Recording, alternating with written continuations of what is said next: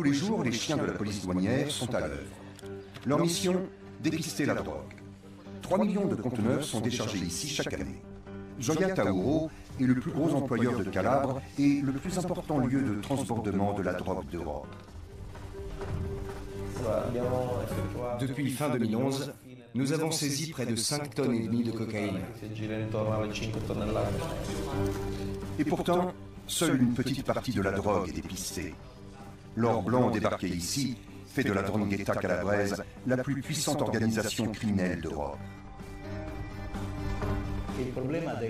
L'objectif des chefs de la 'Ndrangheta n'est pas de s'enrichir davantage, mais de justifier l'argent qu'ils ont déjà. De pouvoir faire sortir à la lumière du jour la fortune qu'ils ont amassée.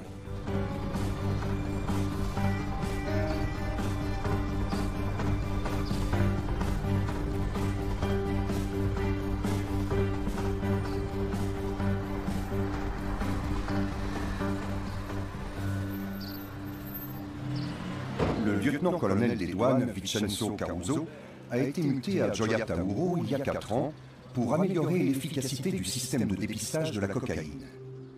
Mission accomplie.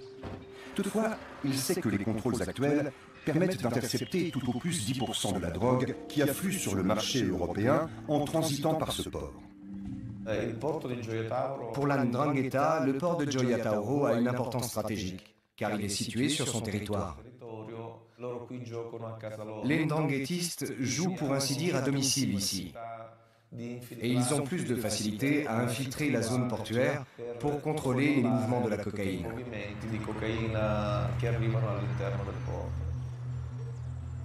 Lors de contrôles aléatoires, Vincenzo Caruso et son équipe ont constaté que certains conteneurs avaient été scellés frauduleusement.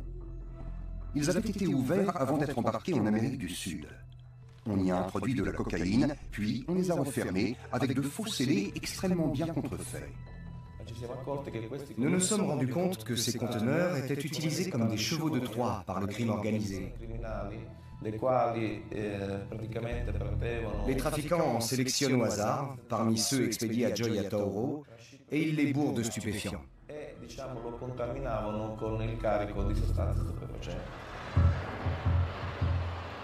Le trafic de la cocaïne est le commerce le plus lucratif.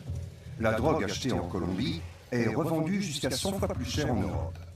La marge réalisée sur ces produits est donc faramineuse et compense largement les pertes dues au contrôle douanier et policier.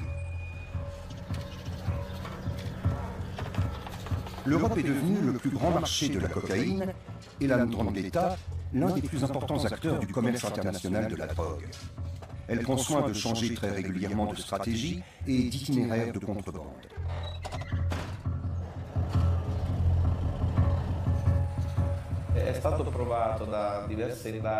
Récemment, il a été prouvé grâce à des enquêtes réalisées par la police des douanes qu'une partie des employés du port appartenait à des organisations criminelles. Diverses opérations ont alors été menées et on a procédé à des arrestations au sein même du personnel du port de Gioia Tauro.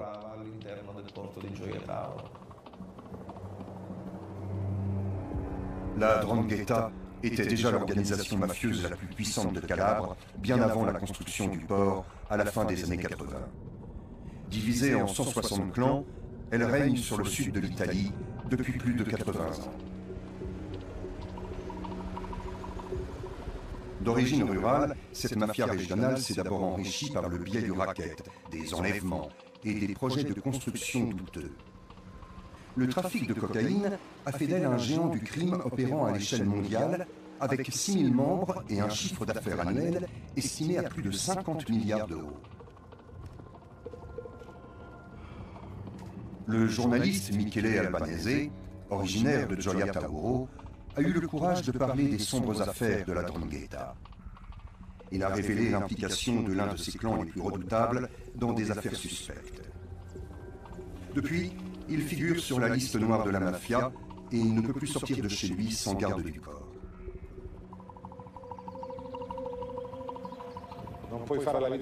Je ne peux plus mener la même vie qu'avant. C'est vraiment terrible. Mon quotidien a changé du tout au tout. Je ne suis plus un homme libre. Je ne peux plus sortir tout seul. Quand je veux quitter la maison, je dois appeler la police qui vient me chercher avec une voiture blindée et m'accompagne partout où je dois aller.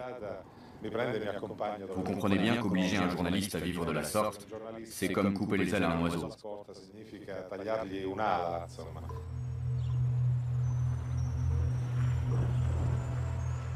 Michele Albanese dénonce les agissements de la 'ndrangheta depuis plus de 20 ans. Il voudrait que les Calabrais osent enfin parler des crimes de la mafia pour lui faire perdre ainsi de sa puissance. La 'ndrangheta freine le développement économique, car lorsqu'une entreprise veut s'implanter dans le coin, les hommes de la mafia lui tombent immédiatement dessus pour lui demander le pizzo, des pots de vin, bref, lui extorquer de l'argent. C'est assez dissuasif. La mafia prélève sa part sur tous les investissements, ou presque, en Calabre. Par exemple, chaque kilomètre de l'A3, situé sur son territoire, lui a rapporté des millions d'euros. Une autoroute dont la construction n'en finit pas, entravée depuis des décennies par des manœuvres mafieuses. La 'ndrangheta a investi une partie de ses gains illicites dans des projets de construction douteux. Cette vidéo de sources policières montre les investissements immobiliers des clans Morabito et Aquino. On estime à 420 millions d'euros la valeur totale des biens mis sous séquestre en 2013. En 2012, le conseil municipal de Reggio, chef-lieu de la Calabre, a été dissous du fait de sa trop grande proximité avec la mafia. L'administration de cette ville de 200 000 habitants a été confiée à 3 préfets désignés par Rome dans le but d'endiguer l'influence de la 'ndrangheta. Le palais de justice de Reggio ressemble à une forteresse. Des mesures de sécurité massives sont requises afin d'assurer la protection des procureurs et des juges. Pour rencontrer le plus grand chasseur de mafieux calabrais, nous devons passer plusieurs contrôles de sécurité et traverser un labyrinthe de bureaux. Nicolas Gratteri, procureur adjoint du tribunal de Reggio de Calabre, vit sous haute protection policière depuis des décennies, afin de ne pas subir le même sort que les juges antimafia Paolo Borsellino et Giovanni Falcone, victimes des attentats à la bombe commandités par Cosa Nostra à Palerme. Nous sommes informés des risques que nous courons par les repentis très rares qui acceptent de témoigner contre leurs complices. On m'a fait écouter des conversations enregistrées clandestinement où il était question de la façon dont on allait me tuer.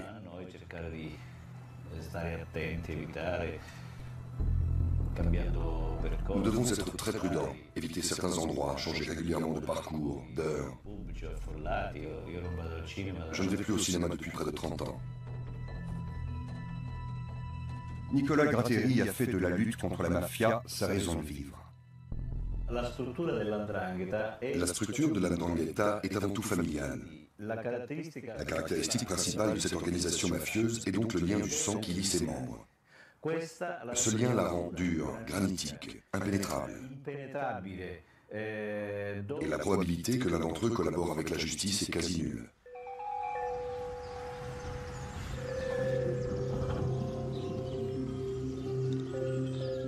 De nombreux clans de la 'ndrangheta vivent dans l'Aspromonte, un massif montagneux situé à la pointe de la côte italienne. Un territoire quasiment hors de portée du pouvoir de l'État italien. Seules des descentes de police et des dispositifs d'écoute permettent de se faire une idée de la vie de ces familles mafieuses.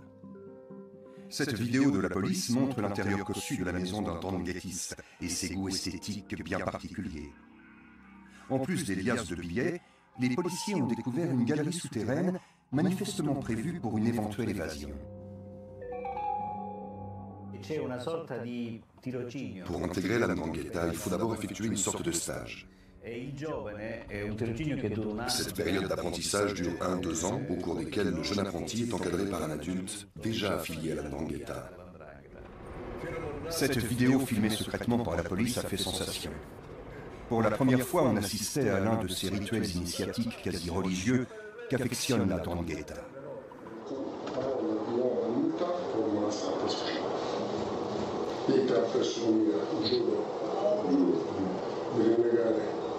Tutto fino alla 7ª generazione tutta la società criminale veramente una voce riconosciuta. per salvaguardare l'onore del nostro messaggio potente. Si la personne qui a formé la jeune recrue pendant 1 an et demi s'est trompée sur son compte, si elle a cru à tort que son stagiaire avait la trempe d'un dranguettiste et que plus tard le nouveau membre se repentit et collabore avec la justice, elle peut le payer de sa vie, de même que la personne qui a proposé son incorporation. Le meurtrier qui a tué 6 personnes à l'arme automatique dans la ville allemande de Duisbourg en 2007 venait de ce village dénommé Sonlunka. Il a tiré 54 coups de feu sur ses victimes assises dans leur voiture. Ce sextuple meurtre perpétré devant un restaurant italien suscite un vif émoi à l'échelle internationale. Pour la première fois, l'Allemagne mesure le réel danger que représente la Ndrangheta. Cet acte a fait prendre conscience aux autorités allemandes que la Ndrangheta était active dans leur pays. L'auteur du massacre de Duisbourg a été arrêté à Amsterdam en 2009, puis extradé vers l'Italie. La vie des gens est conditionnée par la mafia. La Ndrangheta représente la violence et la mort, mais aussi le consensus social, dans le sens où la Ndrangheta est un réel pouvoir. Alors les gens ont peur et courbent l'échine. Rosa Quattrone et ses frères et sœurs ont eux aussi été confrontés de très près à la violence de la Ndrangheta. Leur père, fonctionnaire de l'inspection du travail, a été assassiné par un commando mafieux en 1991 pour avoir inspecté de trop près certains chantiers dirigés par la mafia. Rosa avait alors 14 ans. Quelques années plus tard, sa mère est morte d'un cancer. Mais Rosa est persuadée que c'est le chagrin dû à la mort de son mari qui l'a emporté. Ils l'ont tué sous nos yeux. Nous habitions au Moulin Blanc, comme je l'appelle. C'était un ancien moulin à farine. Et malheureusement, c'était aussi un lieu idéal pour commettre un meurtre.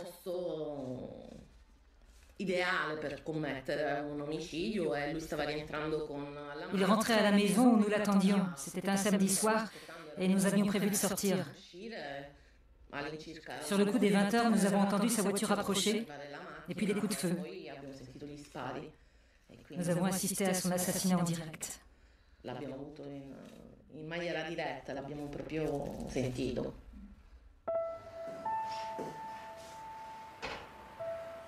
famille s'est d'abord sentie isolée, l'État refusant de reconnaître le meurtre de Demetrio Quattrone comme un acte mafieux. Il a fallu attendre 7 ans pour que le père de Rosa soit reconnu comme victime de la Ndrangheta. Entre-temps, la famille a subi des pertes financières considérables. Le meurtrier de Demetrio n'a jamais été arrêté. La mafia calabraise a assassiné plus de 200 innocents au cours des 25 dernières années. Rosa Quattrone a rejoint le mouvement Memoria pour lutter contre l'omerta. Notre mission est de faire la lumière sur les autres histoires qui n'ont pas encore été révélées. Parce que les familles des victimes n'ont pas eu le courage de sortir du deuil et de rendre l'affaire publique.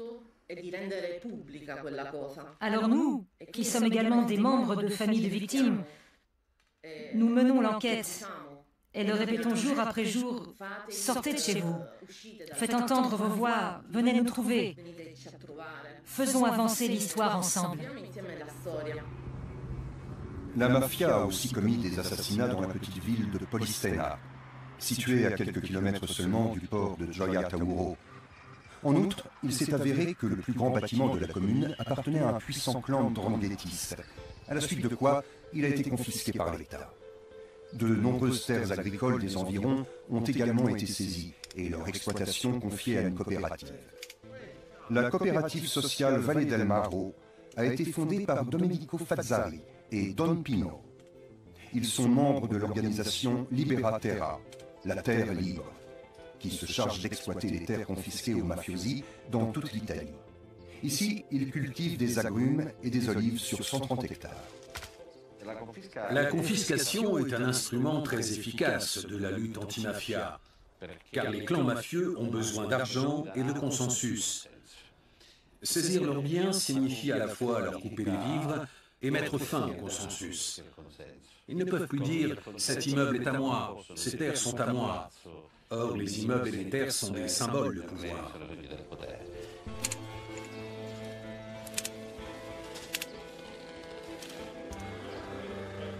La coopérative dirigée par Domenico Fazzari pratique l'agriculture biologique et vend ses produits dans toute l'Italie. Au cours des dernières décennies, la justice italienne a saisi 6500 terrains, villas et bâtiments appartenant à diverses organisations mafieuses. Une action d'envergure sans égale en Europe. L'organisation Libera Terra est désormais un important pilier de la lutte antimafia en Italie. Ses membres doivent être constamment sur leur garde. Au fil des années, plus de 10 ans ont passé. Nous avons essuyé un certain nombre d'attentats. Ils s'en sont pris à nos outils, à nos équipements. Ici, ils ont saboté les tracteurs et autres machines. Ailleurs, ils ont pillé ou incendié les exploitations. Nous sommes contraints de déplacer les machines en camion d'un terrain à l'autre en fonction des cultures.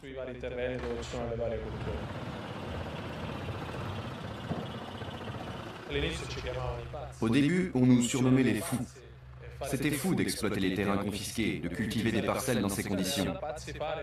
Aujourd'hui, on ne nous appelle plus les fous, car au cours de ces 10 années, nous avons réussi à construire quelque chose. Et nous avons donné du travail à beaucoup de monde.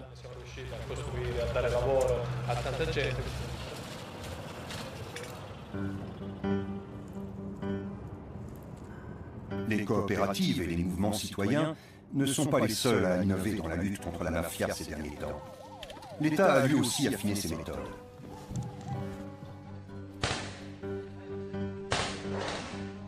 La police a effectué et filmé de nombreuses descentes et arrestations. Le perfectionnement des méthodes d'investigation et des systèmes d'écoute augmente la pression exercée sur les organisations mafieuses et de plus en plus de droghettistes sont identifiés et traduits en justice. Mais les magistrats manquent encore de preuves suffisantes contre l'élite de la mafia calabraise.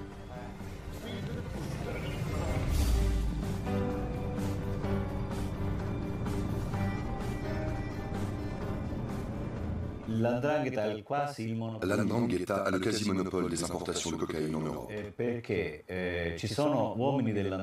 Car certains de ses membres sont installés en Amérique du Sud et font office de brokers. Ils achètent le plus de cocaïne possible pour l'avoir au prix le plus bas. C'est la seule mafia au monde qui réussisse à acheter de la drogue à crédit selon le système du dépôt-vente, c'est-à-dire ne payer la drogue qu'après l'avoir vendue. La police n'est pas la seule à avoir changé de stratégie. La mafia aussi. Si les meurtres et les enlèvements étaient jusque-là de mise, aujourd'hui, elle essaie d'opérer le plus possible sans faire de vagues. Le trafic de drogue suit un nouveau modèle commercial. La 'ndrangheta tente désormais de blanchir discrètement ses milliards d'euros de recettes en les investissant. Avec l'argent de la drogue, la mafia investit surtout dans les régions situées au nord de Rome, en Italie, ou dans toute l'Europe. Des hôtels, des restaurants, des pizzerias principalement. En Allemagne, en Belgique, aux Pays-Bas, en Espagne, au Portugal. La 'ndrangheta comme la Camorra se sont illustrées dans le monde de la construction immobilière. Elles ne le font pas seulement pour gagner de l'argent, c'est aussi une question de prestige. Être présent à l'Expo Milano 2015 et avoir travaillé pour une famille mafieuse est une démonstration de pouvoir. En mai 2015, l'exposition universelle de Milan ouvre ses portes. La 'ndrangheta a compris depuis des années déjà qu'investir dans l'immobilier autour de cet événement mondial était une occasion en or d'infiltrer l'économie légale.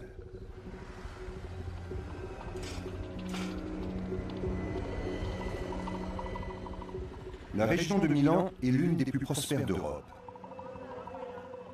De nombreuses familles calabraises ont émigré vers le nord au cours des dernières décennies.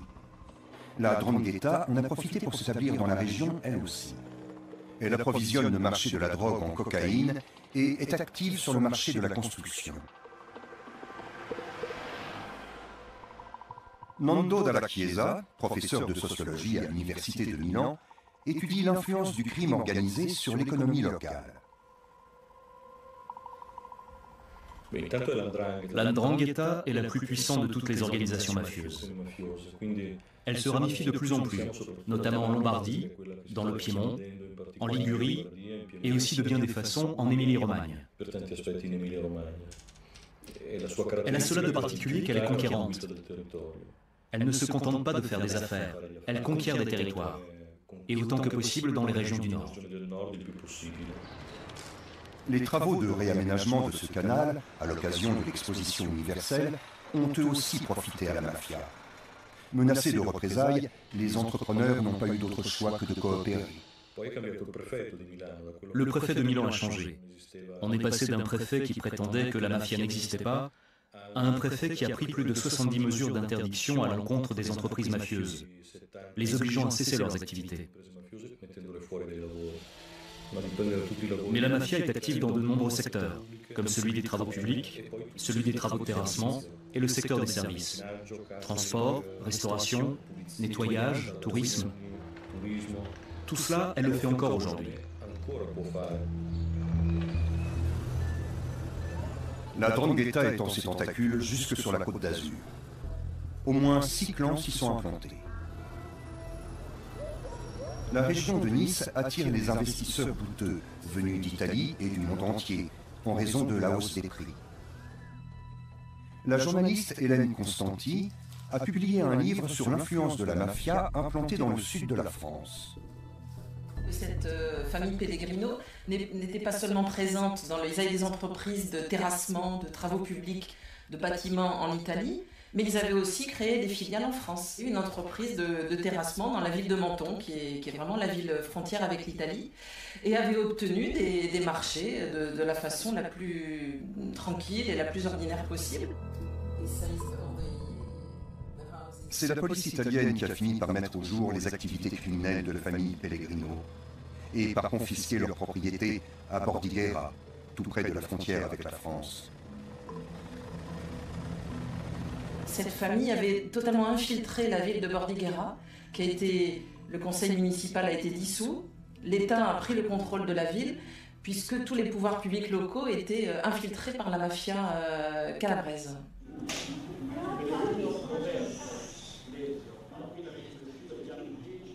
Le procès du clan Pellegrino a révélé que plusieurs membres de la famille étaient impliqués dans des affaires de corruption, de racket et de blanchiment de capitaux.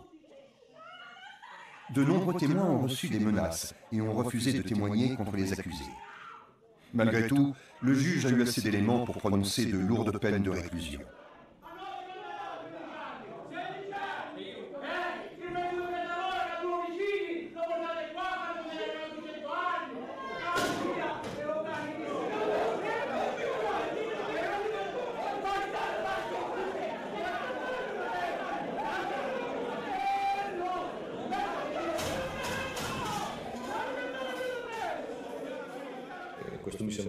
Le concept de colonisation me semble être l'aspect le plus important, c'est-à-dire la capacité à influencer la manière de penser des gens, à conditionner les esprits, à influer sur le comportement des administrations publiques.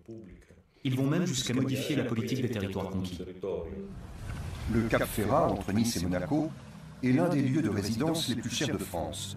La 'Ndrangheta n'est pas la seule à y acquérir de l'immobilier avec l'argent de la drogue. Les oligarques russes investissent eux aussi des centaines de millions d'euros dans les villas les plus chères du pays. Selon les recherches menées par Hélène Constanti, de nombreuses transactions sont entachées de corruption. L'ancien sénateur-maire de Saint-Jean-Cap-Ferrat avait d'ailleurs été mis en examen. Il est mort avant que le procès puisse tenir. Il était mis en examen, ça c'est une certitude. Les perquisitions avaient permis de découvrir des centaines de milliers d'euros dans ses coffres, dans des comptes en Suisse, dont l'origine reste très mystérieuse. Alors le reste de cette affaire va être jugé bientôt à Marseille.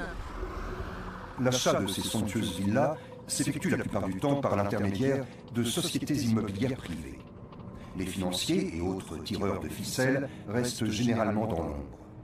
Sur le papier figurent souvent des fonds exotiques basés dans les Bermudes ou les îles Caïmans.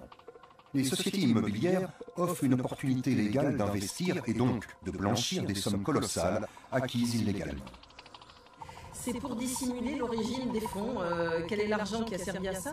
Un notaire que j'ai rencontré à Marseille disait que les SCI, c'est des machines à laver l'argent sale. C'est vraiment des zones de non-droit, où les règles habituelles de l'urbanisme ne s'appliquent pas. Et voilà, ça permet des maquillages vraiment très très difficiles à élucider. C'est ici que travaille la cellule antimafia de la police judiciaire niçoise. Le commissaire Philippe Frison collabore fréquemment avec ses confrères italiens, qui ont des méthodes plus efficaces en matière de lutte antimafia. Il faut savoir que dans les enquêtes de blanchiment, ce sont des enquêtes qui durent très longtemps, qui peuvent durer très longtemps, qui peuvent mobiliser pendant un certain nombre de mois ou d'années plusieurs personnes d'un groupe, et on n'est pas sûr à la fin d'avoir un résultat. Et quand vous savez que vous n'attaquez qu'une petite partie du système, ça montre l'importance des sommes en jeu dans ces histoires de blanchiment.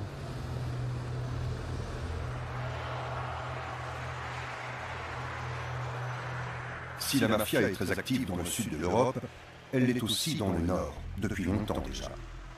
L'Allgäu, dans le sud-ouest de la Bavière, est l'un des grands fiefs de la 'Ndrangheta. Il y a des liens historiques. Dans les années 50, beaucoup d'Italiens sont allés chercher du travail en Allemagne, et notamment dans l'Allgäu. Parmi eux, il y avait des habitants de San Luca. Ils ont durablement marqué Kempten, la principale ville de la région. Au départ, ils venaient y chercher du travail, mais beaucoup d'entre eux avaient des liens familiaux avec la 'Ndrangheta. Dans les années 80, quand la police italienne a décidé de faire véritablement la chasse aux mafieux, ceux-ci ont cherché refuge chez leurs parents installés à l'étranger. C'est ainsi que beaucoup se sont retrouvés à Kempten, où ils ont poursuivi leurs affaires. Giorgio Basile, l'un des tueurs les plus redoutés de la mafia, a 30 cadavres sur la conscience. Il a voulu se cacher dans l'Allgäu, mais a été intercepté et arrêté par la police. Acceptant de témoigner contre ses complices, le tueur a largement contribué à faire avancer la lutte contre la 'Ndrangheta. Bientôt, la police met la main sur un entrepôt de drogue maquillé en pizzeria en plein centre de Kempten. En 2009, on découvre de la cocaïne cachée dans les cartons de bananes réceptionnés par 2 supermarchés. Il y en a pour 2 millions d'euros. En février 2015, un policier est traîné devant les tribunaux de Kempten. On le soupçonne de frayer avec les narcotrafiquants. Ceux-ci avaient également essayé de faire entrer une taupe au sein des autorités municipales. Cette affaire a eu un retentissement national. Armin N., le chef de la brigade antidrogue de l'Allgäu, a été lui-même accro à la cocaïne pendant des années et maltraitait sa femme. Après un accès de violence conjugale, il a été appréhendé par la police. À la suite de son arrestation, ses collègues ont découvert 2 kilos de cocaïne planqués dans son casier au commissariat. Un trésor estimé à 160 000 euros. D'où venait la drogue? Le faisait-on chanter? Prévenait-il la mafia avant les descentes de police? Comment s'est-il retrouvé dans cette position? D'autres policiers étaient-ils impliqués? Aucune de ces questions n'a trouvé de réponse au cours du procès. Nous avons mené de vastes enquêtes afin de découvrir l'origine des stupéfiants. Celles-ci ne nous ont pas permis de recueillir le moindre indice de nature à prouver que l'accusé se procurait la drogue grâce à de quelconques liens avec la mafia ou qu'il en faisait commerce. L'inspecteur avait des problèmes personnels et avait développé une dépendance à la drogue. Lors du procès, les accusations d'accointance avec la mafia n'ont pas été prises en compte. Stéphane Albanesi, un homme politique local du parti de gauche Die Linke, secondé par d'autres membres de l'opposition au Parlement de Bavière, demande l'ouverture d'une enquête indépendante, l'origine de la cocaïne n'ayant pas été prouvée. L'accusé invoque des trous de mémoire. Mais en principe, quand on se fait livrer 160 000 euros de marchandises, autrement dit 2 kilos de cocaïne, on se rappelle encore 20 ou 30 ans plus tard de son origine.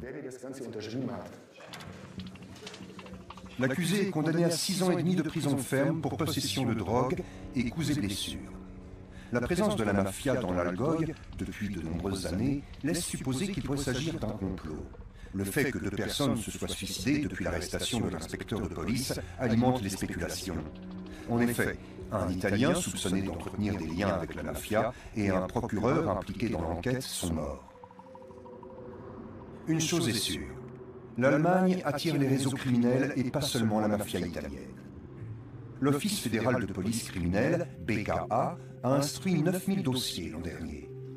Les sommes en jeu sont estimées à 720 millions d'euros. Et ce n'est là que la partie émergée de l'iceberg, comme le fait remarquer le commissaire de police Sebastian Fiedler, qui poursuit les mafiosi depuis des dizaines d'années.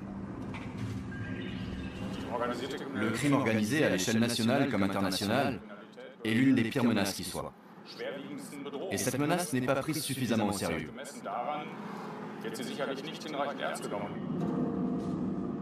Sebastian Fiedler, membre de la Fédération allemande des agents de la police judiciaire, pointe du doigt les dysfonctionnements de la législation. À l'aéroport de Francfort, les valises de billets circulent sans être interceptées. Le plus grand aéroport d'Allemagne, plaque tournante du système mondial de transport aérien, est le théâtre d'un important trafic d'argent sale. L'aéroport joue un rôle bien plus considérable qu'on l'imagine dans les affaires de trafic d'argent sale. Or, dans le contexte général de blanchiment de capitaux et de fraude fiscale, le trafic d'argent liquide a une importance capitale. Il fonctionne comme le trafic de stupéfiants et c'est pourquoi les contrôles doivent être pris très au sérieux. Aki est une chienne dressée pour dépister les billets de banque. Elle flaire les bagages des voyageurs pour détecter les millions que la mafia de la drogue essaie de faire passer en Allemagne. Plusieurs dizaines de chiens de détection travaillent ainsi sur les principales plaques tournantes du pays et permettent, rien qu'avec les contrôles aléatoires, de mettre la main sur au moins 100 millions d'euros chaque année. À l'intérieur de la zone euro, il est particulièrement facile de faire passer de grosses sommes, grâce notamment aux billets de 500 euros. 1 million d'euros en billets de 500 ne pèse que 2 kilos. En dollars et en livres sterling, il n'y a pas de gros billets. Les chiens dressés pour traquer les billets de banque flairent un mélange d'odeurs, celle du papier, de l'encre et de l'environnement culturel. Aki a détecté quelque chose. Elle réclame sa récompense. La valise est fouillée. Elle ne contient cependant qu'une quantité dérisoire d'argent. Pas de billets de 500 euros ici. Avec les billets de 500 euros, on peut faire passer de gros montants dans des contenants assez petits. S'il fallait faire passer les mêmes montants en coupures de 50 ou 100 euros, il faudrait plus de place. Les billets de 500 sont pour ainsi dire prédestinés au trafic d'argent sale. C'est tout l'intérêt de ces billets de 500. Pour le citoyen lambda et dans le circuit économique normal, dans la vie quotidienne, ils n'ont aucun intérêt. Je vous mets au défi de trouver quelqu'un qui se balade avec des billets de 500 en poche. D'ailleurs, il n'y a pas beaucoup de magasins qui les acceptent. C'est pourquoi il est urgent de supprimer ces billets de 500 euros, et pas seulement en Allemagne, mais dans toute l'Europe. En Europe, selon les estimations, les organisations criminelles réalisent chaque année des profits de plus de 100 milliards d'euros, le tout en liquide. Ces sommes mirobolantes ne deviennent toutefois réellement dangereuses que lorsqu'elles sont investies sans éveiller les soupçons, ou déposées sur des comptes en banque plutôt qu'entreposées dans des cachettes. C'est précisément le but du blanchiment d'argent. L'Allemagne passe pour le grand pays du blanchiment de capitaux. On présume que la 'Ndrangheta y blanchit 80% de l'argent de la drogue. Les Russes, Libanais, Nigériens, Mexicains et bien sûr les Allemands blanchissent et investissent ici leurs profits illicites. Leur mot d'ordre, légalité, pouvoir et influence. À Essen, le procureur Annette Milk inspecte les locaux des marchands de voitures d'occasion. Son administration lutte contre un réseau de blanchiment des plus audacieux, dont on suspecte qu'il a injecté plus de 16 millions d'euros dans l'économie du pays. Cependant, elle n'a rien pu faire. Nous avons placé quantité de téléphones sur écoute pendant 2 ans, ce qui a engendré des coûts énormes. Nous avons mené des investigations financières très onéreuses pour découvrir d'où vient l'argent et mettre la main sur les coupables, après avoir prouvé que cet argent n'avait pas été acquis légalement. Au bout du compte, le résultat a été très décevant. Ce commerce de voitures d'occasion était l'une des organisations de façade des blanchisseurs d'argent. L'adresse est connue des mafieux des 4 coins du monde, qui y voyaient un service de blanchiment sûr.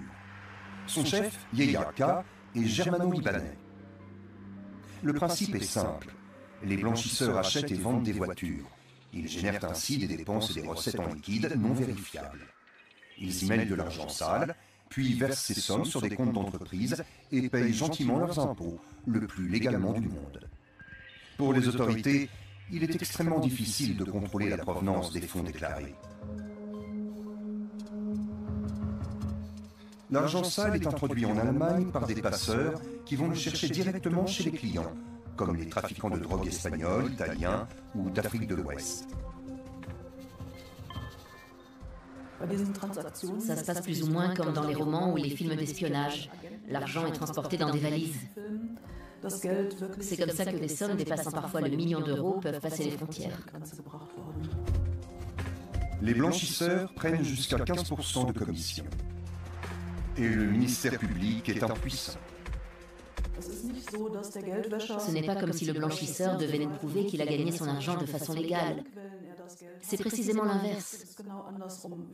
C'est nous qui devons non seulement prouver que son argent provient d'activités illégales, mais aussi pouvoir citer les sources en question avec précision, ce qui est bien souvent très difficile. Annette Milk et ses collègues ont essayé malgré tout. Pendant plus de 2 ans, ils ont rassemblé des preuves et surveillé les comptes des blanchisseurs présumés. Des agents ont même été chargés d'infiltrer le réseau de blanchiment pour avoir une meilleure visibilité sur ses transferts d'argent, ses activités commerciales et ses contacts. Tout a été passé au peigne fin. Hélas, une perquisition n'a pas permis de collecter les preuves suffisantes selon la loi allemande pour prouver qu'on blanchissait ici l'argent de la drogue et d'autres commerces illégaux. Montres et voitures de luxe n'ont pu être confisquées faute de pouvoir prouver d'où venait l'argent qui avait servi à les payer. Cet argent ne m'appartient pas. Il vient d'un commerce automobile. Et j'ai une famille riche qui me donne régulièrement de l'argent pour que je puisse vivre correctement. Voilà le genre d'explication auquel nous avons eu droit. Et même quand nous avons la certitude que ce sont là des mensonges, nous ne pouvons rien faire si nous n'avons pas les preuves suffisantes pour les réfuter.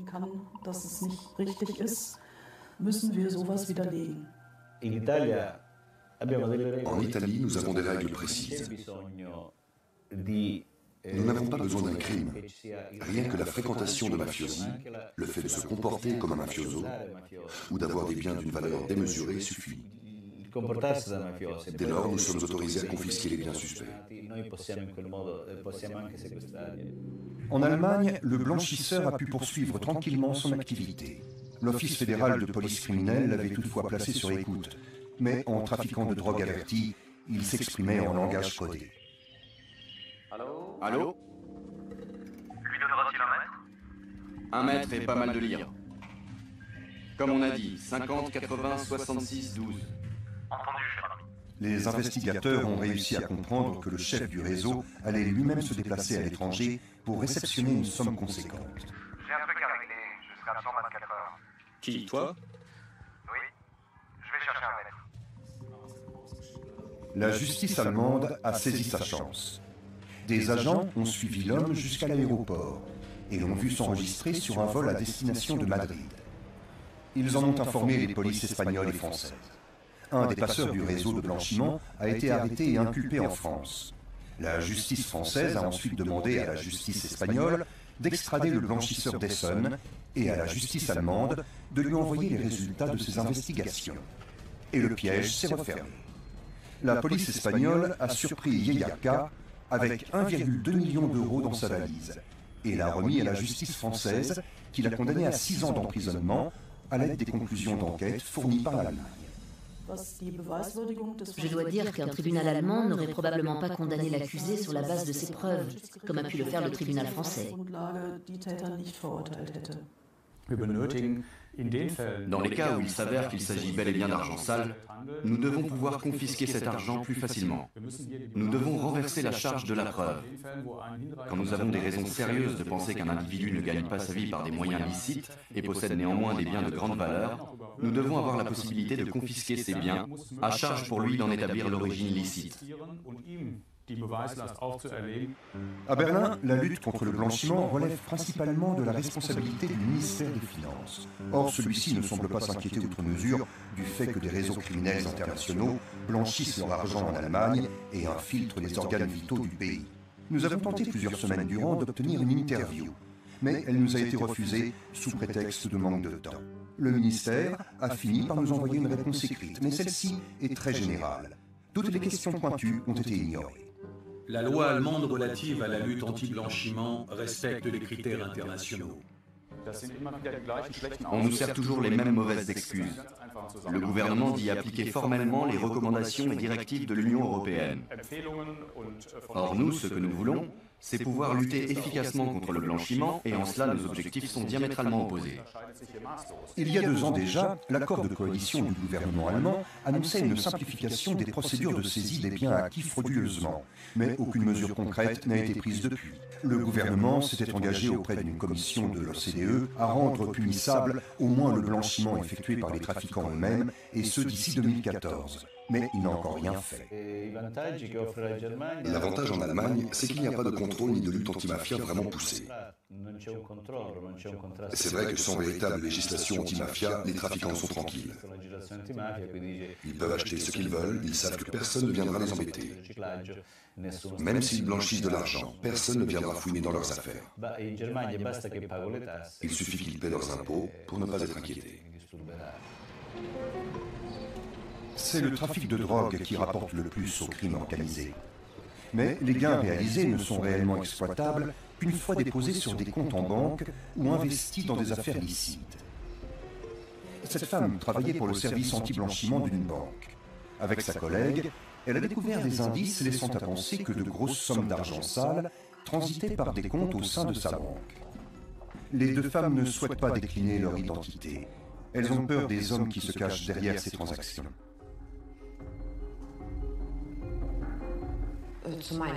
Je devais examiner les relations entretenues avec les clients, repérer les transactions douteuses,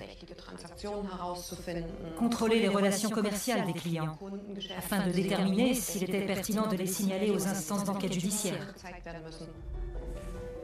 Les banques allemandes sont légalement obligées d'affecter du personnel à la prévention contre le blanchiment.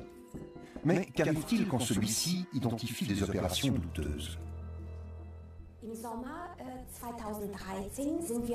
À l'été 2013, nous avons repéré une transaction qui a éveillé mes soupçons.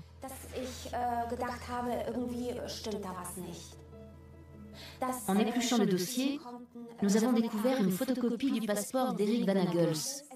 C'était tout à fait bouleversant. Eric Van Agels est un homme de taille. En réalité, ce serait un SDF lituanien dont l'identité et le passeport sont utilisés par un réseau de blanchiment. La justice connaît son nom depuis des années. Il apparaît dans quelques 300 entreprises, principalement en Europe de l'Est. Leur répartition géographique figure clairement sur ce graphique de l'Institut de recherche Economic Crime Intelligence. Nous avons analysé les dossiers bancaires de 7 groupes de clients. Au 26 juin 2013, nous avions trouvé dans 6 d'entre eux des indices qui suggéraient des liens avec le réseau de blanchiment de capitaux. Des noms utilisés par le réseau pour désigner des prétendus actionnaires, sociétaires, directeurs ou secrétaires de sociétés offshore. La banque sollicite un soutien pour approfondir son examen. Il sera de courte durée. On nous a interdit à plusieurs reprises de mener des recherches plus poussées. Nous avons trouvé cela étrange. Les deux femmes ont été priées, selon leur dire, de travailler sur d'autres dossiers.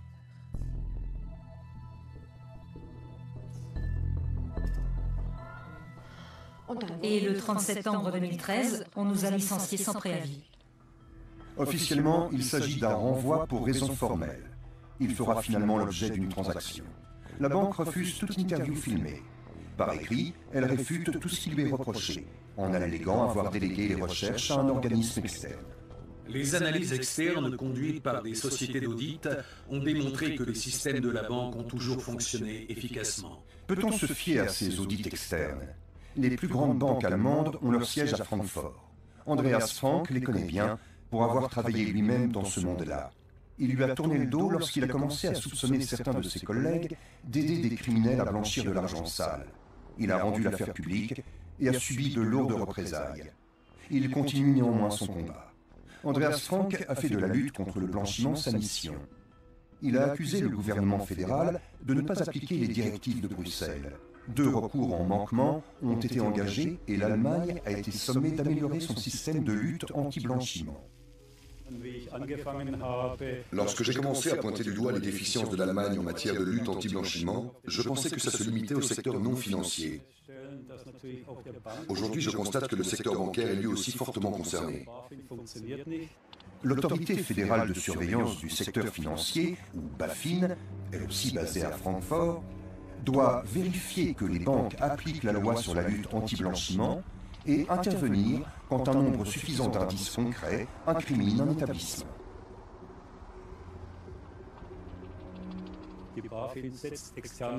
La BaFin fait appel à des sociétés d'audit externes qui ont pour partie été elles-mêmes mêlées à des affaires de blanchiment par le passé, et même été condamnées, du moins aux États-Unis. Dans le cas qui nous intéresse, le travail de contrôle entamé par les employés de la banque a été délégué à une société d'audit externe sur injonction de la BaFin, sans résultat concret. La plainte déposée par les deux femmes à la suite de leur licenciement n'a pas eu plus de succès. La BaFin refuse d'aborder des affaires individuelles devant les caméras. Voici ce qu'elle nous a écrit. Les commissaires aux comptes sont tenus de déceler et de faire état de potentiels conflits d'intérêts. La BaFin n'a pas connaissance de la façon dont les contrôles sont menés au sein des établissements de crédit. Les contrôles sont donc finalement laissés à l'appréciation des banques et des sociétés d'audit. Il faut soulever la question suivante. Une société d'audit qui examine un cas particulier n'a-t-elle pas intérêt par la suite à être engagée par le même institut financier pour réviser le bilan de fin d'année?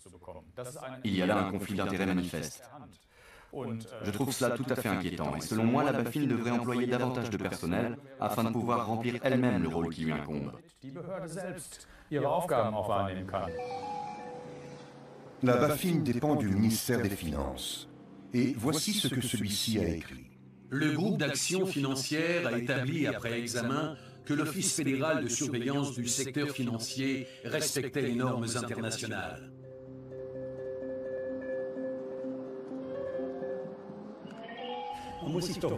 Il est tout de même étonnant qu'à l'étranger, les banques allemandes soient fréquemment condamnées pour violation des réglementations en matière de lutte anti-blanchiment, ou carrément pour blanchiment de capitaux, comme ça a été récemment le cas de la Commerzbank, alors qu'en Allemagne, on ne dépiste soi-disant jamais rien de douteux. Ces 5 dernières années, la BaFin n'a prononcé que 4 sanctions à l'égard d'établissements mêlés à des affaires de blanchiment. De simples amendes d'un montant maximum de 25 000 €. La question du blanchiment est également débattue au Parlement européen de Bruxelles. On estime à au moins 280 milliards d'euros les capitaux d'origine suspecte blanchis chaque année en Europe. Avec quelques confrères de la police judiciaire, Sebastian Fiedler est venu parler des aspects pratiques du problème. En mai, le Parlement européen a adopté une nouvelle directive. Les propriétaires effectifs de sociétés privées doivent désormais figurer sur des registres centralisés afin de faciliter les investigations. L'important, c'est que les règlements adoptés par l'Union européenne soient bel et bien appliqués. Appliqués concrètement. Je souligne bien concrètement, il ne s'agit pas de les appliquer formellement comme par le passé. L'Europe doit faire pression en ce sens sur les États membres. Les gouvernements des États les plus puissants d'Europe doivent agir pour protéger leurs ressortissants de l'influence des trafiquants de drogue et des groupes criminels organisés en général. Sont visés avant tout là. Tous les jours, les chiens de la police douanière sont à l'œuvre. Leur mission, dépister la drogue. 3 millions de conteneurs sont déchargés ici chaque année. Gioia Tauro est le plus gros employeur de Calabre et le plus important lieu de transbordement de la drogue d'Europe. Depuis fin 2011, nous avons saisi près de 5,5 tonnes de cocaïne. Et pourtant, seule une petite partie de la drogue est dépistée. L'or blanc débarqué ici fait de la 'Ndrangheta calabraise la plus puissante organisation criminelle d'Europe. L'objectif des chefs de la 'Ndrangheta n'est pas de s'enrichir davantage, mais de justifier l'argent qu'ils ont déjà, de pouvoir faire sortir à la lumière du jour la fortune qu'ils ont amassée.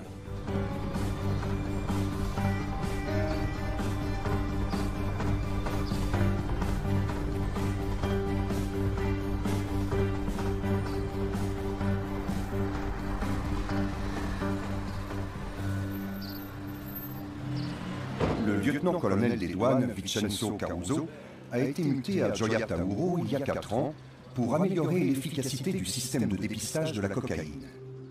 Mission accomplie. Toutefois, il sait que les contrôles actuels permettent d'intercepter tout au plus 10% de la drogue qui afflue sur le marché européen en transitant par ce port.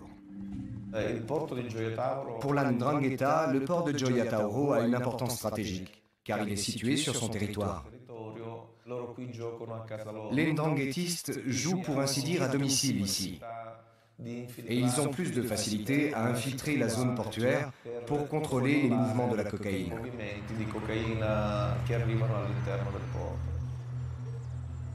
Lors de contrôles aléatoires, Vincenzo Caruso et son équipe ont constaté que certains conteneurs avaient été scellés frauduleusement. Ils avaient été ouverts avant d'être embarqués en Amérique du Sud. On y a introduit de la cocaïne, puis on les a refermés avec de faux scellés extrêmement bien contrefaits. Nous nous sommes rendus compte que ces conteneurs étaient utilisés comme des chevaux de Troie par le crime organisé. Les trafiquants en sélectionnent au hasard, parmi ceux expédiés à Gioia Tauro, et ils les bourrent de stupéfiants.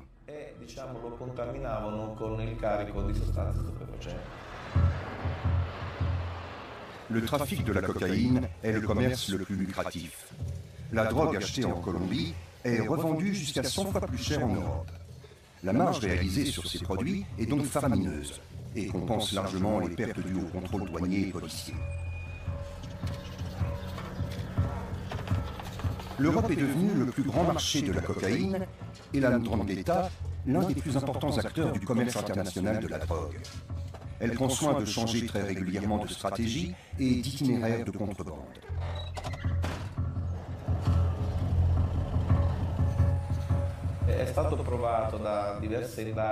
Récemment, il a été prouvé grâce à des enquêtes réalisées par la police des douanes qu'une partie des employés du port appartenait à des organisations criminelles. Diverses opérations ont alors été menées et on a procédé à des arrestations au sein même du personnel du port de Gioia Tauro.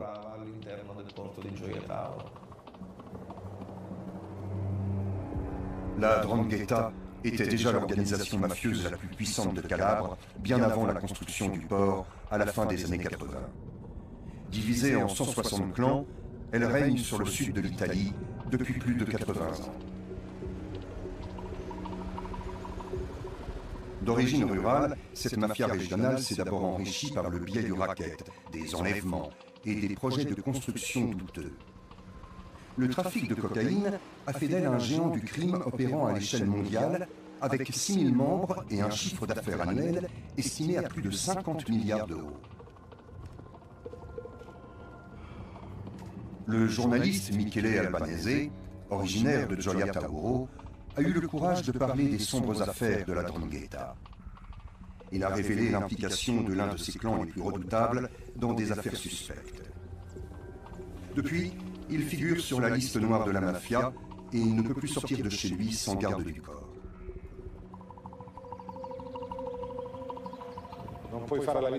Je ne peux plus mener la même vie qu'avant. C'est vraiment terrible. Mon quotidien a changé du tout au tout. Je ne suis plus un homme libre.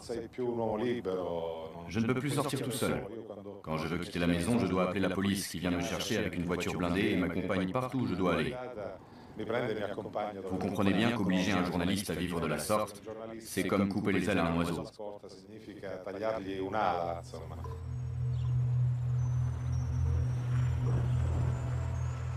Michele Albanese dénonce les agissements de la 'Ndrangheta depuis plus de 20 ans.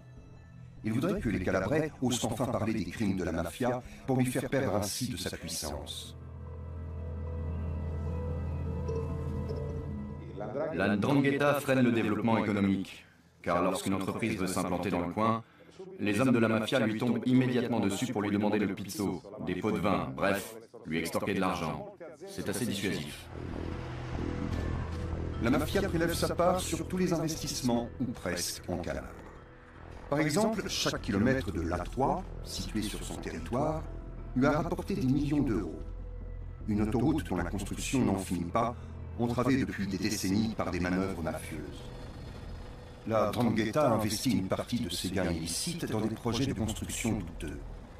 Cette vidéo de sources policières montre les investissements immobiliers des clans Morabito et Aquino. On estime à 420 millions d'euros la valeur totale des biens mis sous séquestre en 2013. En 2012, le conseil municipal de Reggio, chef-lieu de la Calabre, a été dissous du fait de sa trop grande proximité avec la mafia.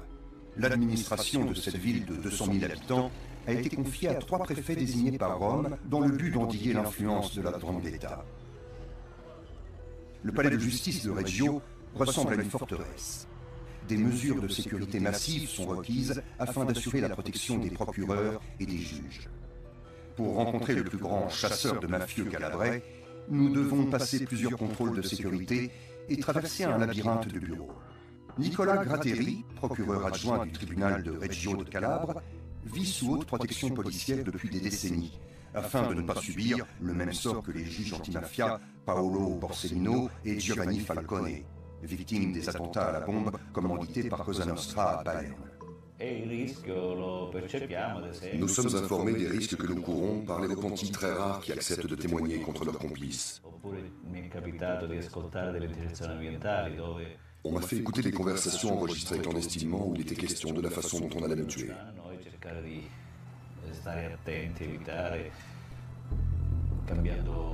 Nous devons être très prudents, éviter certains endroits, changer régulièrement de parcours, d'heure. Je ne vais plus au cinéma depuis près de 30 ans.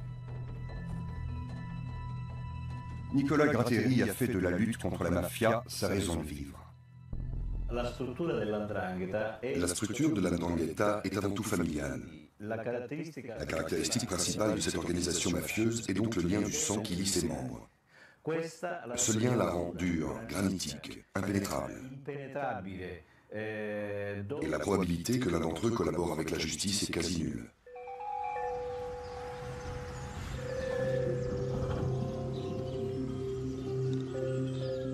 De nombreux clans de la 'ndrangheta vivent dans l'Aspromonte, un massif montagneux situé à la pointe de la côte italienne. Un territoire quasiment hors de portée du pouvoir de l'État italien. Seules des descentes de police et des dispositifs d'écoute permettent de se faire une idée de la vie de ces familles mafieuses. Cette vidéo de la police montre l'intérieur cossu de la maison d'un 'ndranghètiste et ses goûts esthétiques bien particuliers. En plus des liasses de billets, les policiers ont découvert une galerie souterraine manifestement prévue pour une éventuelle évasion. Pour intégrer la 'ndrangheta, il faut d'abord effectuer une sorte de stage. Cette période d'apprentissage dure 1-2 ans, au cours desquels le jeune apprenti est encadré par un adulte déjà affilié à la 'ndrangheta. Cette vidéo filmée secrètement par la police a fait sensation.